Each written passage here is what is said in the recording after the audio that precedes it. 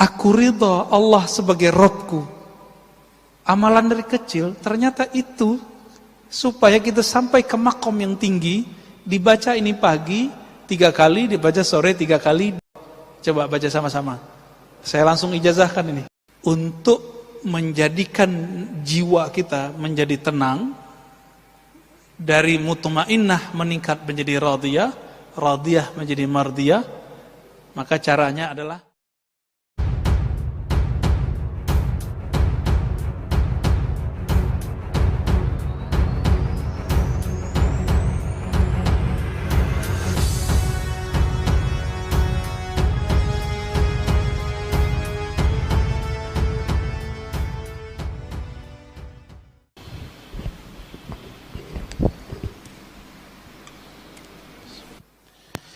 Assalamualaikum warahmatullahi wabarakatuh. Alhamdulillah rabbil alamin. Hamdal hamidin, hamdal mustaghfirin, hamdal musallin, hamdal taibina ilaihi. Ashhadu an la ilaha illallah wa ashhadu anna Muhammadan abduhu wa rasuluh. Allahumma salli wa sallim wa barik ala sayyidina Muhammad wa ala alihi wa ashabihi wa li baitihi wa dhurriyyatihi jama'in wa ba'du. Allahumma inna nas'aluka khaira hadzal yawm wa khaira fihi wa ba'dahu wa na'udzu bika min syarri hadzal yawm wa syarri ma fihi wa syarri ba'dahu. Baik, Bapak Saudara yang dimuliakan Allah, bulan lalu kita membahas tentang Nur Muhammad sallallahu alaihi wasallam. Kalau disimpulkan, kajian Nur Muhammad ini tidaklah bid'ah seperti yang disebutkan oleh orang-orang yang anti dengan ilmu ini. Justru itu salah satu cara mengenal nafs. Karena kita akan membahas di pagi ini tentang kiat-kiat mencapai jiwa. Jiwa ini nafs yang radiyah dan mardiyah. Bapak Saudara makan Allah, boleh nanti dibuka di rumah atau sekarang surat Al-Fajr ayat 28 ya, 29. Sudah hafal kali ya? Ya ayyatuhan nafsul mutmainnah. Benar 28 pada 27 Pak. Ya. Wahai nafs, wahai jiwa yang mutmainnah. Apa jiwa mutmainnah? Mutmainnah artinya sudah damai, tentram. Itu secara harfiah. Tapi siapakah yang disebut jiwa mutmainnah? Maka kembali kepada surat Ar-Ra'd, ala bidzikrillahi tatmainnul qulub. Ketahuilah hanya dengan menyebut nama Allah maka qalbu menjadi mutmainnah. Qalbu menjadi tenang. Berarti hanya dengan menyebut nama Allah qalbu tenang. Ini mohon maaf Bapak yang rajin sholat. Bapak yang rajin sholat, kalau sholatnya tidak menyebut nama Allah dengan qalbunya, sholatnya tidak menenangkan. Mohon maaf Bapak Ibu, Saudara, Saudari yang rajin baca Quran. Kata orang kalau galau baca Quran, kalau enggak tentram baca Quran, kan gitu. Benar. Tapi kok baca Quran enggak tenang juga? Karena antum baca Qurannya belum dengan nama Allah. Al-Quran itu suci, tapi kalau yang baca kolbunya belum disucikan, ini gak nyaman Pak. Coba baju baru langsung dipakai, nyaman gak? Bau apa? Masih bau pabrik, gak nyaman. Meskipun baru, maka perlu dibersihkan. Jadi pakai Quran itu ibarat pakai baju baru itu belum disucikan. Nah, jadi harus ada proses pensucian. Itu sebabnya di dalam Al-Quran Allah Subhanahu menyindir kita ya. jika engkau membaca Al-Quran, fasta'iz billah, ya, minasyaitonir rajim, maka berlindung, berserahlah engkau kepada Allah dari syaitan yang dirajam, syaitan yang dibuang, dikutuk. Nah, ini mohon maaf ya, kalau kita baca Quran, mau imam, mau jamaah, tapi tidak dengan nama Allah, tidak berlindung kepada Allah, ada perasaan Pak terbersit di kolbu. Aku paling fasih, bacaanku bagus, suaraku indah, bacaanku terbanyak. Ya. Saya mau ceramah begini, saya juga harus ta'awuz Pak, berlindung. Karena kalau dengerin orang berisik di luar, kalau saya gak baca auzubillah, saya tersinggung Pak. Tapi kalau saya ta'awuz dulu, yang di luar mau berisik gak ada masalah. Bapak di depan sini mau berisik juga nggak ada masalah kalau sudah ta'awuz. Kenapa? Karena kita nggak berbicara dengan emosi, kita bicara dengan qalbu. Itu aja sih sebenarnya. Ya. Taib.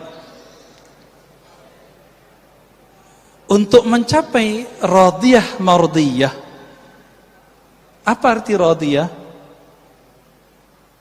Sering dengar ya, radiyah mardiyah. Irji'i ila rabbiki radiyatan mardiyah. Wahai jiwa yang sudah damai, pulanglah kepada Allah. Jadi kita diajak pulang Pak, diajak pulang kampung. Udah tahu belum Pak jalan pulang?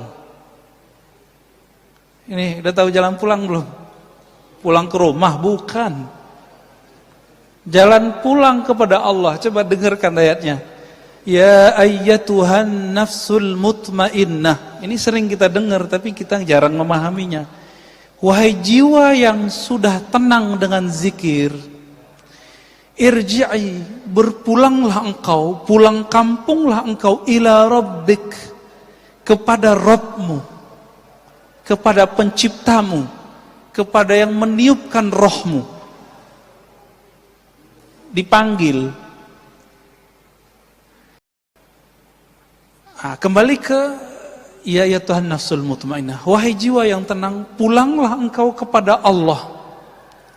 Berarti jiwa kita dipanggil mau pulang. Oleh karena itu Bapak saudara makan Allah, setelah orang meninggal itu bukan berarti masalah selesai. Di padang mahsyar semua umat manusia mencari syafaat.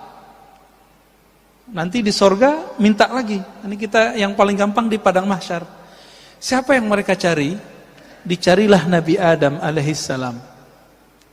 Berharap namanya masuk ke dalam daftar yang diberi syafaat. Ternyata Nabiullah Adam tidak punya hak untuk memberi syafaat sampai dapat izin dari penghulu para nabi. Maka Nabi Adam bilang, coba tanya Nuh. Dia adalah Rasul pertama di bumi. Ya, Nabi Adam kan di surga, lalu kemudian turun ke bumi. Maka yang murni di bumi itu Nabi Nuh. Nabi Adam udah separuh-paruh surga dan bumi. Apa kata Nabi Nuh? Wahai umat manusia, kenapa kalian mencari syafaat kepadaku? Aku pun butuh syafaat. Carilah Ibrahim. Apa kata Nabi Ibrahim? Saya punya salah 2 kali berbohong, padahal berbohongnya benar. Carilah Musa. Musa juga mengatakan carilah Isa. Isa mengatakan carilah Muhammad sallallahu alaihi wasallam. Maka Nabi mengatakan, akulah al-khatim, akulah al-fatih, akulah penutup, akulah pembuka. Jika tidak ada izin dari Nabi, para Nabi yang lain tidak bisa memberi syafaat umatnya. Terlihat posisi Nabi kita. Masih panjang Pak cerita. Jadi nanti lewat alam barzakh kita masih cari bantuan, cari guru lah kira-kira begitu. Dan proses cari guru sampai orang cari gurunya Nabi. Kita cari guru Nabi, apa kata Nabi? Cari Muhammad. Ya. Sallallahu alaihi wasallam. Hadis ini sahih Bukhari, sahih Muslim. Lalu baru Nabi kasih. Nabi kasih izin, dengan izin dari Allah, maka Nabi itu bernama Al-Wasilah, yang kita baca di doa setelah azan. Baca doa itu enggak? Jadi apa arti wasilah di situ? Wasilah dapat syafaat. Maka orang yang rutin membaca doa ba'da azan, insya Allah dapat syafaat nanti di sana. Amin rabbal alamin. Oke, baru kita kembali ke surga, Pak. Di surga nanti, ini surga, mohon maaf, surga yang ceritakan di Quran itu kan surga seksual, Pak. Surga makan, surga minum, surga syahwat. Bener kan? Fakihah, fawakih, apalagi kawaiba, atraba, itu semuanya masalah makan, minum, seks, hiburan, jalan-jalan, itu aja isinya. Jadi surga yang diceritakan dalam Al-Quran, maka kemudian diceritakan oleh Nabi, di saat nanti semua orang sudah menikmati semua fasilitas surga, mereka kemudian bertanya, yang punya surga mana sih? Gitu. Akhirnya mereka nyari lagi ke Nabi Adam, nyari lagi, begitulah terus. Ujung-ujungnya Nabi Muhammad SAW minta supaya namanya masuk ke dalam daftar list yang bisa memandang Allah Subhanahu wa ta'ala. Berapa lama itu, Pak? Ya, khalidina fiha, lama sekali itu. Mungkin jutaan ribu tahun, kita nggak tahu lah. Ya, apa namanya, triliunan tahun, kita nggak ngerti. Lamanya bukan main. Maka mumpung masih di dunia, cari ilmu ihsan ini supaya nanti nggak ngantri lagi, Pak, di sana. Ya, ini yang Nabi ajarkan ke sahabat-sahabatnya. Belajar ihsan dulu, baru kemudian orang diajarin sholat. Kembali ke yang tadi, Bapak surahkan Allah. Surah Al-Fajr, irji'i, wahai jiwa yang tenang. Maka yang dipanggil di ayat ini hanya orang-orang yang sudah istiqomah berzikir. Sayyiduna Ibnu Abbas radhiyallahu taala anhuma mengatakan ayat ini adalah tiket orang ketika sakaratul maut. Tiket orang sakaratul maut. Jadi kalau ada orang meninggal nih, lalu turun ayat ini kepadanya, surga. Siapa mereka yang dipanggil ini? Mereka yang hari-harinya, setiap nafasnya selalu berusaha mengingat Allah Subhanahu wa ta'ala. Dapat tiket dia. Tiket pulang kampung kepada Allah Subhanahu wa ta'ala. Jadi tubuh ini pulang ke tanah. Tubuh ini kan tanah semua, Pak. Ya, tanah semua. Ini coba lihat Bapak yang dulu cakep, ya. Bapak ini dulu cakep-cakep kayaknya nih. Sekarang udah mulai keriput kan? Dia kena gravitasi, Pak. Tanah minta dia. Tanah bilang ente kembali kepadaku. Jadi tanah manggil, wahai tubuh yang dariku, kembalilah kepadaku. Tapi roh kita dipanggil oleh si peniup roh. Siapa yang meniupkan, menghembuskan roh ke dalam diri kita? Allah. Maka Allah akan panggil, wahai roh yang aku hembuskan, kembalilah kepadaku. Kalau nggak tahu jalan pulang, gimana caranya? Dan jalan pulangnya adalah ma'rifatullah, mengenal Allah lalu zikir. Udah dua itu aja. Nggak punah dua perangkat ini, jadi kayak sayap. Satu ma'rifatullah, satu zikrullah. Punya dua sayap ini terbang kita, Pak, nanti. Diteruskan oleh ayat itu. Kembalilah kepada Allah dengan dua makom. Radiyah, mardiyah. Ini secara makom dari sisi Allah, tapi dari sisi kita dibalik. Mardiyah dulu baru radiyah. Tapi beberapa ulama kita tidak mempermasalahkan itu. Radiyah diartikan jiwamu ridha. Mardiyah jiwamu diridhoi. Saya kalau sudah ridho sama seseorang, dia mau buat salah aja nggak apa-apa kan? Ya kan? Kita kalau udah sayang sama anak kita lempar kita pakai ini, Pak. Mau kita balas ngelempar dia? Enggak kan? Inilah makomnya Ahlul Badar. Ahlul Badar, ya, yang 313 itu apa kata Allah? Ya, lewat lisan Nabi, i'malu ma syi'tum. Udah kamu buat apa yang kamu mau. Allah pasti ampuni. Maksudnya apa ini? Apakah ayat ini nyuruh mereka maksiat? Enggak. Karena nur di kolbunya sudah jadi ridha, radiyah, mardiyah, maka ahlul badar ini yang bisa mengalahkan orang-orang kafir ribuan, mereka cuma 313 orang, itu Allah kasih kebebasan. Karena mereka sudah selesai dengan nafsiyahnya. Yang bikin kita durhaka kan nafsiyah ini Pak, jiwa. Jiwa ini bikin kita durhaka, hawa nafsu. Hawa nafsunya udah tunduk dengan ruhnya. Maka kata Allah, sekarang kamu buat apa yang kamu suka. Kalaupun mereka terjebak maksiat, pasti kembali. Siapa contoh sahabatnya? Nuaiman. Pada dengar? Nuaiman itu, dia perannya dua. Ya. Pemabuk, tapi suka bikin lucu.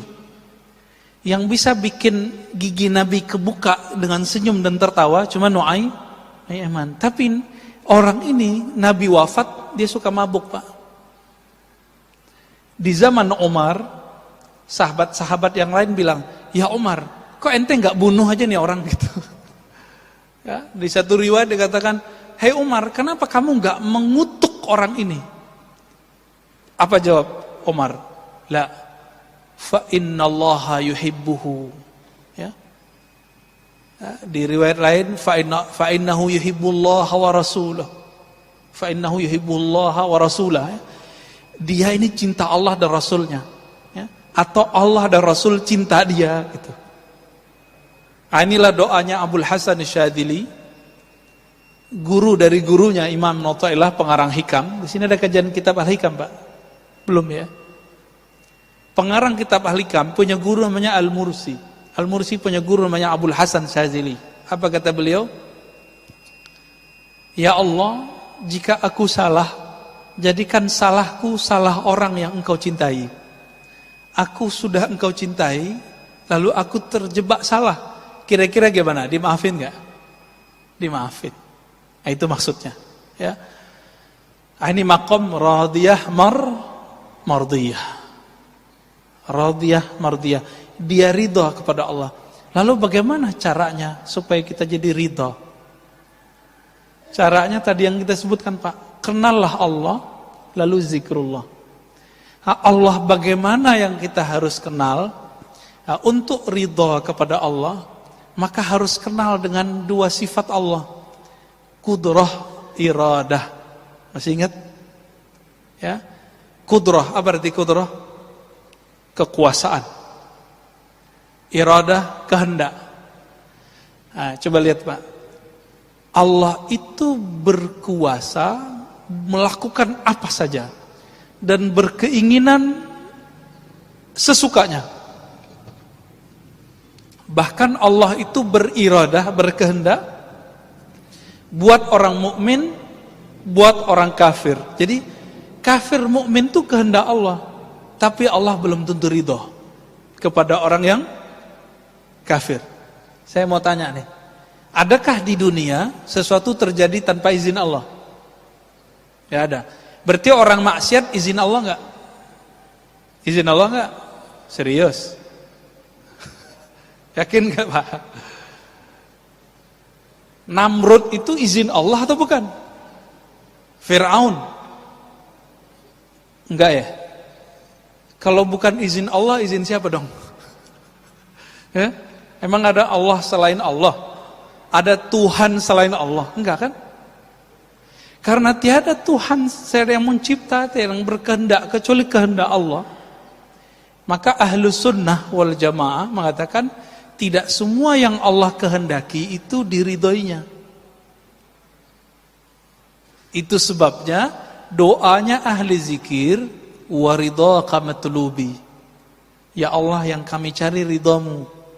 Kalau di doa yang sering kita baca, Allahumma inna nas'aluka ridhaka wal jannah. Kami meminta ridhamu dan surga. Enak juga ya, minta ridha sama surga.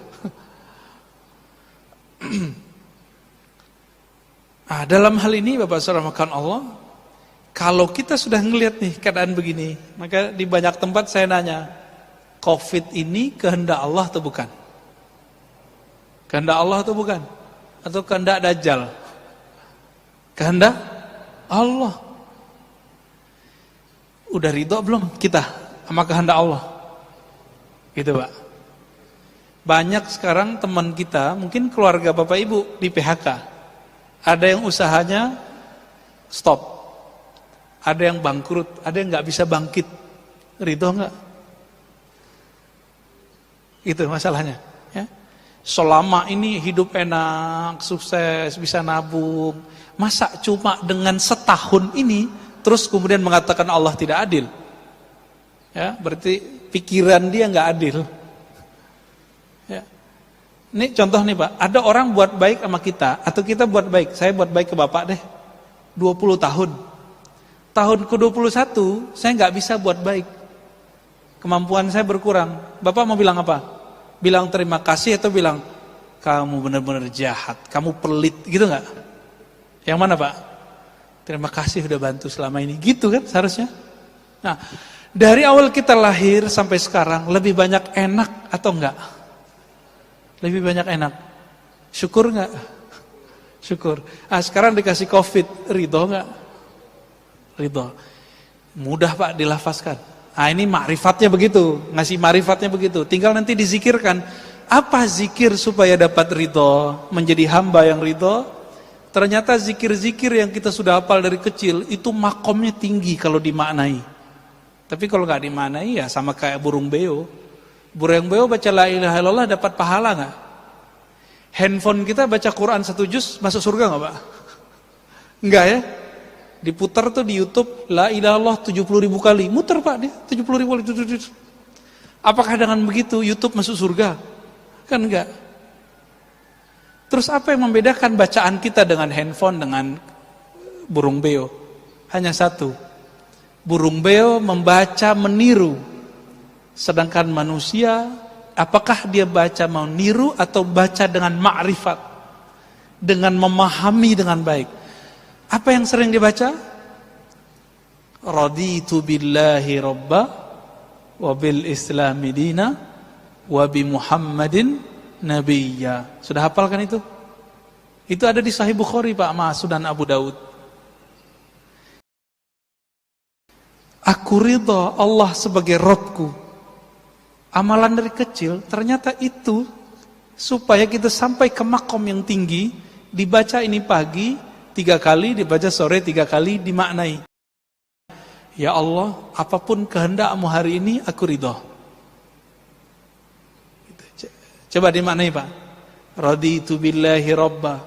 Coba baca sama-sama. Saya langsung ijazahkan ini. Ya. Raditu billahi rabba. Ya Allah, apapun kehendak-Mu hari ini, aku ridho. Udah itu ditanamkan. Islam dinku, agamaku, Nabi Muhammad nabiku. Ini boleh disebut syahadat jiwa. Jadi jiwa kita syahadatnya itu Pak. Kalau asyhadu alla ilaha illallah itu syahadat lisan. Allah itu syahadat kolbu. Makanya ahli kolbu itu zikirnya apa? Allah. Di kolbunya. Bukan pakai lisan itu. Jadi kalau Bapak ngelihat ada orang zikir Allah dengan kolbu, itu syahadatnya kolbu. Kenapa? Ala bidzikrillah tatmainnul qulub. Hanya dengan zikrillah. Coba terjemahkan secara harfiah. Zikri menyebut Allah, menyebut nama Allah. Perintahnya jelas. Surat At-Taghabun, surat Al-Muzammil ya. Wazkurisma rabbik. Sebutlah nama Rabbmu. Siapa nama Rabb kita? Siapa Pak nama Tuhan kita? Allah. Nah udah diamalin belum zikir ini? Ini zikir diturunkan perintahnya surat kedua setelah Iqra. Ini kan ulama ahli tafsir berbeda pendapat. Surat kedua itu Al-Muddathir atau Al-Muzammil. Menurut saya berdasarkan penelitian kita lebih kuat Al-Muzammil. Ya, walaupun nanti ada riwayat lain yang menyebutkan Al-Muddathir. Di ayat ke-8 Allah berfirman di Al-Muzammil, ya, wazkurisma rabbik, sebutlah nama Rabbmu. Siapa nama Rabbmu tadi? Allah. Maka ini ada talqinnya, Pak. Memindahkan nama Allah dari lisan masuk ke kolbu. Itu tekniknya disebut dengan teknik talqin. Apa arti talqin? Bimbingan zikir dari lisan masuk ke dalam kolbu. Kenapa ini penting? Suatu kali Nabi bersabda, innallaha harrama 'alan nar, ya. Sesungguhnya neraka Allah haramkan terhadap orang-orang yang membaca la ilaha illallah min qalbihi aw nafsihi, dari dalam kolbunya atau jiwanya. Gitu. Maka kalau kita nggak dapat zikir kolbu ini, saya khawatir Bapak meninggal, ya begitu-gitu aja ntar, ya. Islam imannya bagus, ya orang soleh lah, tapi nanti nggak puas, Pak. Di alam barzakh itu nggak puas. Jadi jangan dikira nanti Bapak di alam barzakh itu langsung tidur, enggak. Di alam barzakh pun masih nengok-nengok. Gimana ya supaya saya makomnya tambah tinggi? Ini dalilnya ada. Coba buka misalnya kisah Isra Mi'raj Nabi Muhammad sallallahu alaihi wasallam. Nabi Muhammad ketika Mi'raj Isra, apa kata beliau? Aku melihat kepada kuburan Nabi Musa. Jadi Nabi Muhammad melihat ke kuburan Nabi Musa. Nabi mandang kubur, yang kelihatan bukan batu nisan. Apa yang kelihatan sama Nabi? Roh yang ada di dalamnya. Ngapain jiwa dan rohnya Nabi Musa? Kata beliau, sholli. Nabi Musa sholat di dalam kuburnya. Ini hadis Sahih Bukhari, Pak. Yusolli fi qabri, ya. Nabi Musa sholat di dalam kubur. Saya mau tanya nih Bapak sama Allah, Nabi Musa kalau sholat dalam kubur itu cari pahala atau cari supaya makomnya naik, ma'rifatnya naik? Cari pahala nggak? Emang masih berlaku pahala? Kan kullu, ya, idza mata ibnu Adam inqata amalu. Jika anak Adam meninggal, maka semua amalan dia terhenti, nggak bisa lagi, Pak. Terus sholat apa itu? Maka Syekh Al-Habib Zain itu di kitabnya Bahjatul Talibin mengatakan, ibadahnya orang-orang yang sudah dimasuk ke alam kuburan itu bukan ibadah mencari pahala. Mencari pahala itu menggugurkan kewajiban, disebut dengan taklif. Tanya ke ustadz di sini yang ngajarin fikih, apa arti taklif? Taklif itu beban. Cari pahala udah, gugurin kewajiban. Ini Nabi Musa dan roh-roh suci sholat di alam kubur, bukan di kubur, di alam kubur. Itu supaya makomnya naik. Makanya Nabi Musa ditaruh di langit ke-6 saat Mi'raj. Kok bisa begitu? Kok bisa seperti itu? Karena beliau selalu melakukan latihan rohani di alam barzah. Ini pelajaran besar bagi kita Bapak Saudara makanan Allah. Jadi jangan dikira orang meninggal selesai persoalan. Persoalannya dengan tubuh ini selesai, tapi dengan jiwanya belum selesai. Tolong dibagi ya.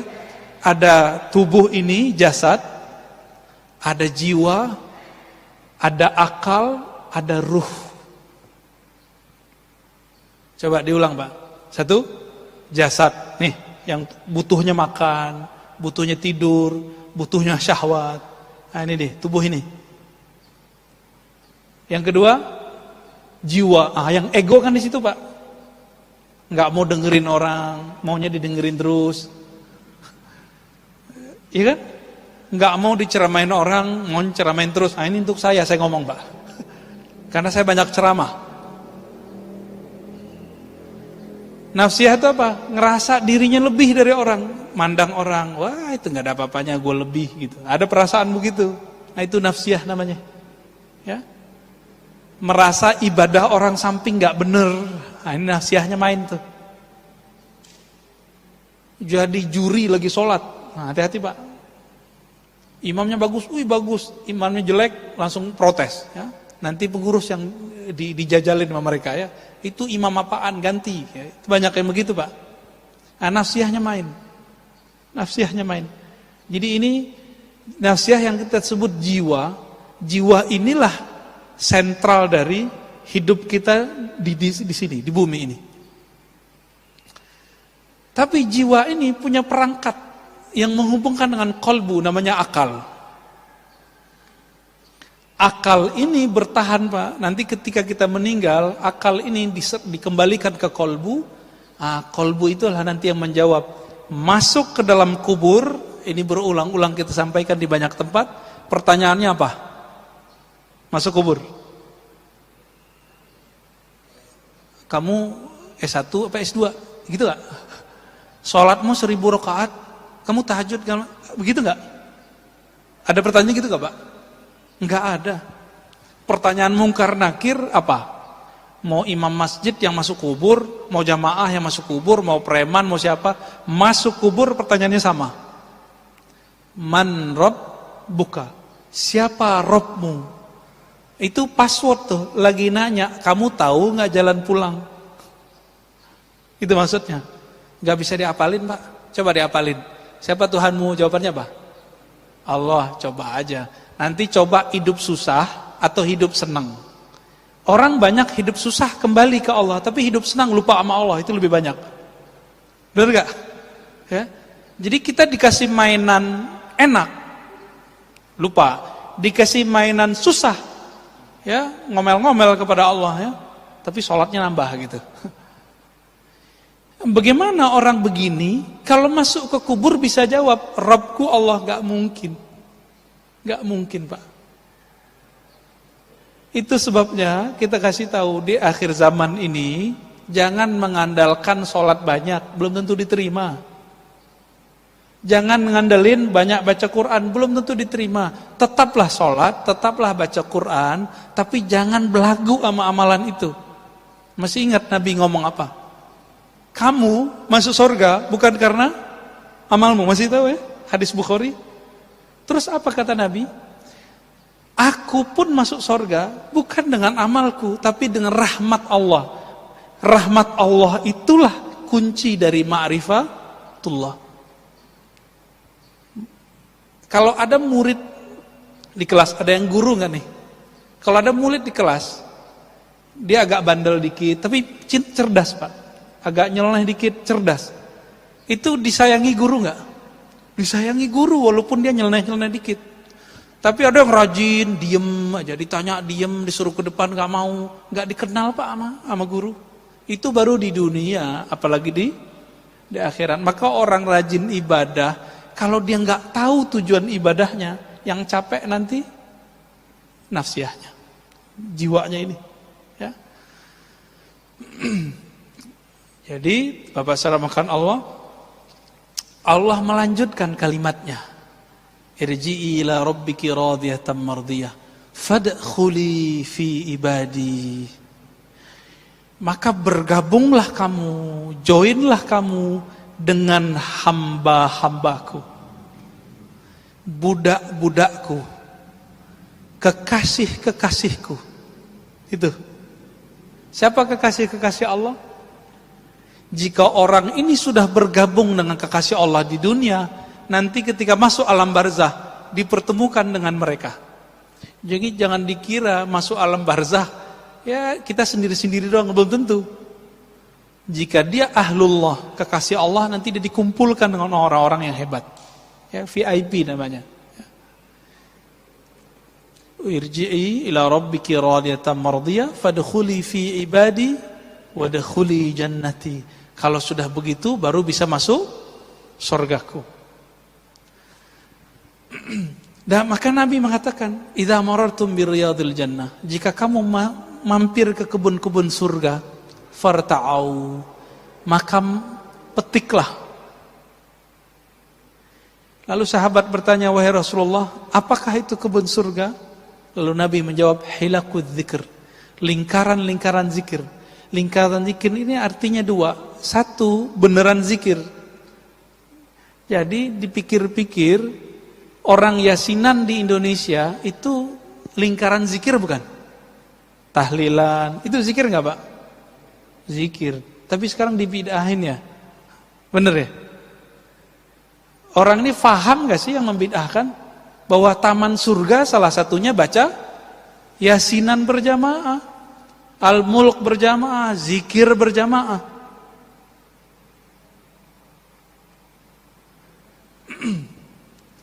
Bapak kalau lagi begini nih, ini kan pengajian, kita lagi di share ilmu sama guru kita misalnya, siapapun gurunya, masuk waktu syuruk, itu milih dengerin kajian apa sholat? Serius? Wah lolos Pak, lolos kajian ma'rifat. Ya. Sholat itu untuk badan, ngaji itu untuk ruh. Permanen dia Pak kalau masuk ke ruh. Tapi maklum ya, mungkin Bapak sebagian ini lagi semangat sholatnya, nggak apa-apa. Jadi kalau nanti ada teman kita lagi pengajian dia sholat Pak, nggak apa-apa, dia nafsiyahnya lagi semangat. Ya, jangan disuruh berhenti Pak, dia lagi sholat. Satu kali Imam Malik diceritakan oleh Imam Ghazali dalam kitab Ihya. Imam Malik, Imam Madinah, tiap malam mimpi ketemu Rasulullah, gurunya Imam Syafi'i. Ada nggak yang pernah mimpi ketemu Nabi? Jangan bangga dulu Pak. Imam Malik tiap malam ketemu Nabi Sallallahu Alaihi Wasallam. Ada santrinya Imam Malik di Madinah, azan. Waktu azan masuk, waktu sholat masuk. Lalu dia kemaslah semua kitab-kitabnya, dia masukkan ke tasnya. Imam Malik nanya, wahai santriku, kamu hendak kemana? Apa jawaban santri? Azan al-muazzin. Bukankah telah azan, wahai Tuan Guru? Emang kenapa kalau azan, kata Imam Malik? Ya kita sholat dulu, kata si santri ini. Lalu Imam Malik meluruskan, wahai santriku, apa hukumnya sholat jamaah? Oh, sholat jamaah hukumnya sunnah muakkadah atau mustahab atau mandub, dianjurkan. Lalu Imam Malik lagi nanya, apa hukumnya belajar? Dia bilang, oh wajib. Kalau ketemu dua waktu ini kamu pilih mana? Pilih mana Pak? Belajar atau ibadah? Nah, makanya saya salut sama jemaah tabligh tuh ya. Kalau ada majelis mereka doang itu sayangnya ya. Ini jemaah tabligh kita kasih tahu juga. Kalau ente khuruj di satu masjid buat pengajian, ikutin dong. Jangan pengajian ente doang yang diikuti ya. Nah, ini nasihat buat kita juga ya. Ini beberapa nih nggak dikasih arahan oleh jadi sebelum berangkat tuh ada dikasih bayan namanya. Kadang-kadang nggak dikasih tahu adab-adab ini. Ya. Akhirnya giliran dia buat pengajian, ya kita diajak-ajak. Ya. Tapi giliran kita pengajian dia nggak mau. Ya kemana kayak itu. Nah, ini cuma satu kasus Pak ya, oknum. Kebanyakan jemaah tabligh saya lihat bagus. Ya. Kalau ada majelis, mereka seharusnya tahiyatul masjid, masuk masjid. Enggak. Mereka baca istighfar, baca zikir, langsung duduk. Mengganti sholat tahiyatul masjid. Nah, ini adabnya benar ini. Itu kita melihat mereka melakukan itu ya. Berdasarkan ini semua Bapak Saudara Allah, untuk menjadikan jiwa kita menjadi tenang, dari mutmainnah meningkat menjadi radiyah, radiyah menjadi mardiyah, maka caranya adalah mengenal Allah yang disebut. Maka berzikirlah dan kenalilah siapa yang kita sebut-sebut namanya. Ah, nanti akan naik rohaninya. Itu satu. Yang kedua, irji'i ila rabbiki radiyatan mardiyah ya wadkhuli fi ibadi. Sebelum kita gabung di sana, maka bergabunglah dengan taman-taman surga di sini. Ya, ini perlu kerendahan hati, Pak. Untuk mendengarkan orang ceramah, ngajar, butuh kerendahan hati enggak? Butuh ya. Saya harus membuang dulu pintar saya, baru saya mau dengar orang. Gitu. Kalau enggak akan bisa. Maka ini kabar baik buat kita semua, Bapak yang mau mendengar kajian kita, berarti memang udah ditaruh dulu nih ya. Tapi mohon maaf Pak ya, jangan melihat pakaian. Kalau pakai begini, pakai kopiah, terus didengar. Siapa tahu nanti ada kalam-kalam hikmah munculnya dari sopir angkot, siapa tahu. Dari sopir Grab bisa jadi. Ya. Dari orang yang jual-jualan gerobak. Jadi hikmah itu enggak hanya di sini. Kadang-kadang hikmah ada di luar sana. Nah, udah masuk. Kira-kira itu Bapak saudarakan Allah, sederhana sebenarnya. Ini kita sudah pangkas. Tadinya kan ada nafs amarah, jiwa amarah, bukan amarah emosi. Amarah itu artinya ngajak kepada yang buruk-buruk. Naik lawamah, suka menyesal ya. Melakukan satu nyesel, nah, itu udah bagus. Kalau yang amarah ini psikopat. Lawamah, salah, nyesel. Yang ketiga mulhamah, mut-mutan, kadang baik, kadang buruk. Kadang soleh, kadang enggak. Kalau majelisnya orang-orang baik, dia baik. Kalau komplotan orang jahat, dia jahat. Nah, ini namanya mulhamah. Orang ini hanya bisa dinaikkan dari level mulhamah ke mutmainnah dengan belajar kepada mursyid, guru yang ahli kolbu. Kalau enggak bisa. Enggak bisa lewat YouTube. Enggak bisa lewat pengajian umum begini, enggak bisa.